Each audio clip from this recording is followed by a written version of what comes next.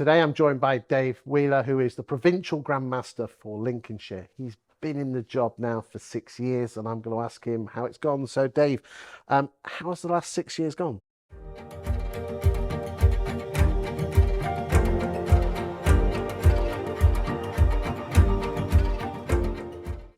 It's gone incredibly quickly. Well, I think that's down to the fact we've been really busy. Obviously, when I first was appointed, I took over from Graham Ives, who'd been in the role for 10 years and set up a really solid province. And then it was looking at some things we could do slightly differently, a little bit more sort of getting the people working together in teams was one of my initial ambitions, and I think that's gone particularly well. And then just when we're getting established, of course, we had the pandemic. And I've got to say, and I share this with my fellow provincial grandmasters around the region, we were busier, I think, in lockdown than ever we would be normally. Everything was different, everything was new, things we hadn't done before. And I'm really proud of the region and the province that we managed to raise between us and get into areas of need at that particular time to the value of over £350,000 within the East Midlands, of which a large amount of that came into Lincolnshire to help charities that were really struggling at a difficult time. We then got back out of lockdown, and getting back to normal business has taken probably longer than anybody anticipated. And it was really important to me and to my executive that we were seen to be visible within the province. So the minute we could visit and attend lodges again, I increased my list of visits significantly. My deputy and my assistants at the time did the same, and we managed to get to every lodge within 12 months within the province. So of our 75 lodges, we managed to get to all of them, 75 at that time. I then had the equivalent number of visits for chapter, and I could do 18 of our 33. And I just mentioned it to my then deputy, David Bird, and he just said, without question, I'll do the rest. So again, between us, we visited all the chapters. And I think that was critical to be seen to be out, a reality check for me to see how things were actually going on the ground, not how people tell me they were going. So that was a busy period. And I think now we are probably getting back to some regular, normal meetings. I think people have confidence to come out again now. And it's nice to get back to the job that I thought it was at the very beginning, which is representing the province in London, representing the province around the region, and then seeing how our lodges and chapters are operating when I go on my visits. And it's always a very, very positive experience for me. Even if I'm thinking that it's November, it's raining, there's football on the telly, perhaps I might not want to go out tonight, the minute I get to wherever I'm going, all those doubts evaporate because of the warmth of the welcome, the positive attitude of our membership, and the welcome that I get has just been overwhelming, and long may that continue. Do you often think to yourself, you wish that you were just a regular Joe Blow master mason? Yeah, third degree, you know, just sit at the background. I do. I go to my own lodge and I sit wherever I want, not on the top table, undress regalia, and relax, and usually have nothing to do, which is a nice place to be. But then I do understand my responsibilities as Provincial Grandmaster, and I never underestimate the effect it has on a lodge or a chapter when the team visit. It's not just you, it's the whole team, and it can be quite spectacular. And that came home to me only a few months ago. We went to a lodge in Louth with the new provincial team, and there were 40 almost within the procession.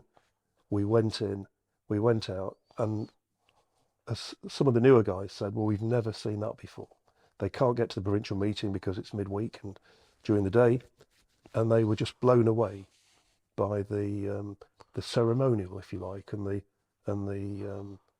bling with everybody in dress regalia. The director of ceremonies was completely in control. It looked impressive.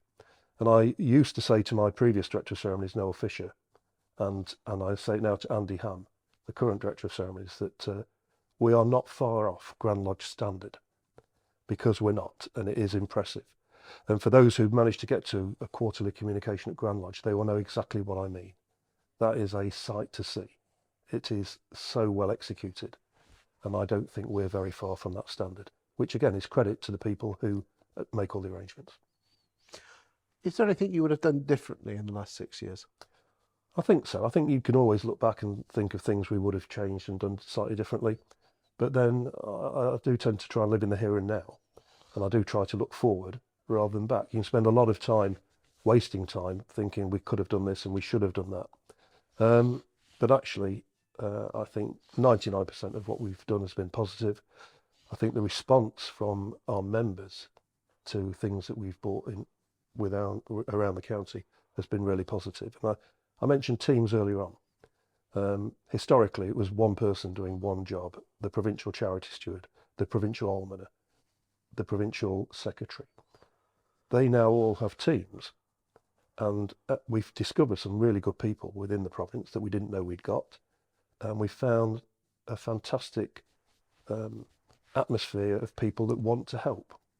And I often say, and it sounds a bit glib, but if you want a job doing, ask a Freemason. If you want a job doing well, ask a Lincolnshire Freemason. Now, of course, you're going to be biased about the fact that you believe Lincolnshire province is the best. But what particular qualities do you think make Lincolnshire Freemasons as good as you say they are? Well, first of all, I would argue that we are the best. Sometimes Grand Lodge will have conversations with me and other provincial grandmasters about certain things. In terms of the membership challenge, that is a real challenge for Lincolnshire. I think the cost of living crisis hit our county perhaps harder than a lot of places. I think to maintain our numbers and to increase our numbers is a constant battle, because we get a lot of people coming in, which is fabulous, and a lot of hard work to do that. But then, of course, we have resignations and bereavements and people leaving, and it's almost like always trying to fill the watering can up that's got a hole in it. But at the moment, I'm really confident that this time next year we'll be showing a positive increase in numbers across the board, and a lot of work has gone on behind the scenes to make that happen, both with the new members coming in and the current members to keep them in and to help them if they're having any difficulties. So I think that's one thing where we're probably not number one in the country, but we're certainly not at the bottom of any perceived league tables within the country. I think the strength of Lincolnshire Freemasonry is the warmth of the welcome that people get when they come to our lodges. The ritual may not be perfect. The festive board might not be the highest quality in the world, but I get the impression that people leave thinking, and the phrase is, I've heard it so many times, they've had a cracking good night. And I'm not saying that as a Lincolnshire Freemason. I'm saying that's what people tell me from other provinces that come to our province, and they go away and say, what a cracking atmosphere, what a cracking night, what a happy province that you've got. But our provincial meeting last May was a fantastic day at Lincolnshire Showground. Really good numbers there, a fantastic day weather-wise. It was just, I thoroughly enjoyed it. People seem to enjoy it, but a Mason from another province, I went to their meeting shortly after our meeting, and he asked me if I'd have a private word and took me out the way of everybody else. And I thought, this is not going to be a good comment. And he said, I didn't want to say this in front of anybody else, but I do want to say it to you, that your provincial meeting was fabulous. Very happy. Your membership were happy. The car park stewards were happy. Everybody I spoke to, and I went everywhere around the whole site, was really positive. And it took me back a little bit. It was nice to hear. And I said, oh, well, that's really nice. And he said, no, he said, our province is striving to be like that, but we're not there yet. And if we can replicate what you've got, then that'll be great. And I just thought that was a fabulous story to share with our membership, because the work that goes around the provincial meeting, again, is tremendous. And funnily enough, we're all paid the same rate. And the fact that people do that as a voluntary and so happily, to hear that feedback from somebody who'd come from away as a visitor, I just thought that was fantastic. Maybe we ought to have like a tagline, the friendly province. The happy province. Dave, on behalf of the province, thank you for the 6 years that you've tirelessly put in for us, and here's to the next few years. Yeah, I've thoroughly enjoyed it, and the thing that I enjoy the most is the attitude and the positivity of our members, and I'd like to thank all of them for making me feel so welcome.